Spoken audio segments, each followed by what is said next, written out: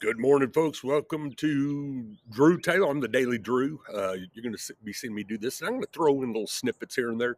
You see, I have a shirt on called Loyalty. Listen, man, I just found the song that is going to be, it's my theme for this year, and really kind of for my life, because without loyalty, what do you really have? I mean, look at Christ, and, he was sold out for how many pieces of silver and everything else. And in my life, I've always been, yeah, that's been probably the biggest challenge for me. And I know a lot of it's because I'm a real different guy, and so people go in there and they make you, they wonder or whatever, and it isn't. It's just something that I've had to learn to really be aware of. Is that man, most people have no loyalty in them at all.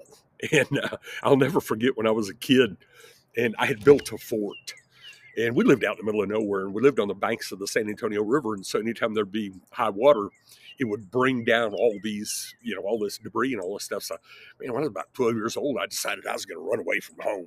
Yeah. So 500 yards from the house in the middle of nowhere, I started gathering stuff. Me and my old buddy Russell Reed, and we built us a fort. And for many, many years, we camped out in that thing. Well, I had a neighbor, as our closest neighbor, lived about, I don't know, a mile away the crow flies, and it was Hoss. And Hoss was a few years younger than us, so he started building him a fort. And one of my brothers, won't mention, but talk about loyalty, and to this day, he's proven throughout all his life that there is no loyalty. But anyway, he went, and I find out somebody was breaking in my fort. I had a combination lock on it, and they weren't breaking anything to get in. They knew the combination. So Russell and I hid out one night, and we saw my brother was playing double agent.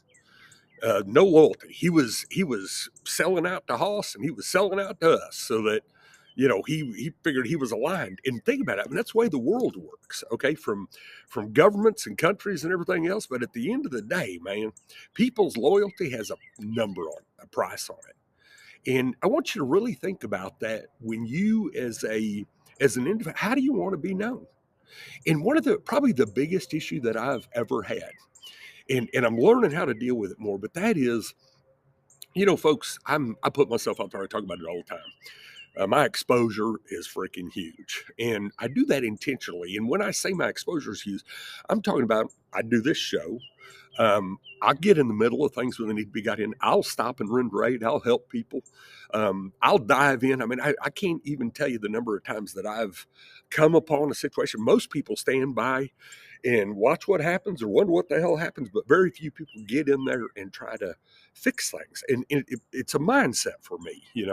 And anyway, then if let's suppose at some point there's most of you folks out there that may end up watching me. I don't even know who you are today. I'm expecting this audience to grow pretty big, but this is never going to change. Okay, because it's a core tenet of who I am as a human. Always has been. It's the reason I did so well when I was homeless in Vegas and had all these temptations and trials and everything else, and I just didn't succumb to any of them, because in the core of who I am, I'll die holding on to my loyalty and my integrity.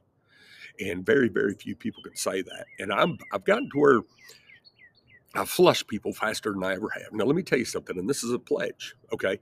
Let's say that we get to know each other, and at some point, because folks, when you do as much stuff as I've done, there are people out there that do not like you. I don't care who you are. And so they're going to take issue with you, and they're going to raise hell, and they're going to do other things. And most of it's based on ignorance and anger and a variety of other things. But I will tell you this, especially if you are ever getting anywhere close to my inner circle and working with me, the number one thing that is the most important is loyalty. So now, let's suppose, because this has happened when I was going bust in '08, I mean, people turn on me, and I mean, friends I'd had for 20 years, all of a sudden on a whim, you find out how fragile relationships and friendships and dedications and commitments. And so it really made me tighten up and fortify my inner circle, my inner boo, my inner me.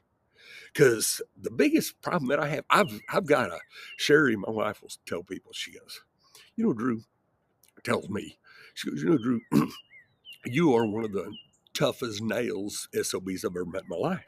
But you've got a heart of gold. And she goes, and if people ever get to that heart, I said, baby, that's why I have such a hard exterior. Because if they ever get to my heart, they can It's my Achilles heel. And so when Kevin, oops, yeah, I'll edit that out. When my brother played double agent, sold me out, I couldn't believe it. How could he even do that? He was my brother. But folks, it happens. It happens more than you know. And here's the thing. When I was tested when I got kidnapped in Las Vegas, I was tested with my life. Then you either do this, then I wouldn't sell. I didn't care. I didn't give it up. I remember it was kind of interesting when I was probably 18, 20 years old. My mom gave me the story of this man who had two sons. And God had said to him he was going to be giving a presentation, a speech. And I've tried to find that story since then. I haven't found it. But anyway, presentation, a speech. And basically, the gist of it is if during that speech he wore the red tie, one of his sons would die from an accident or something. I don't remember. Something tragic would happen. If he wore the blue tie, he would give himself up. So I remember my mom said, read this to me and tell me which tie you'd wear. She didn't do it with any of my other brothers. And why is that? And so I read it and I said, oh, Mother, you know the answer to that one. I'd wear the blue tie. And she goes, I know you would. And that's why I wanted you to see this. So, folks, let me tell you something. My theme for this year is loyalty. And here you go. I pledge this to you. Loyalty is a universal virtue, honored across cultures, across nations, across generations. It is the bond that outlives circumstance, the commitment that stands firm in both abundance and adversity. Loyalty is the covenant of the heart, the steadfastness of the spirit, the quiet promise that says, I will not leave when the wind changes.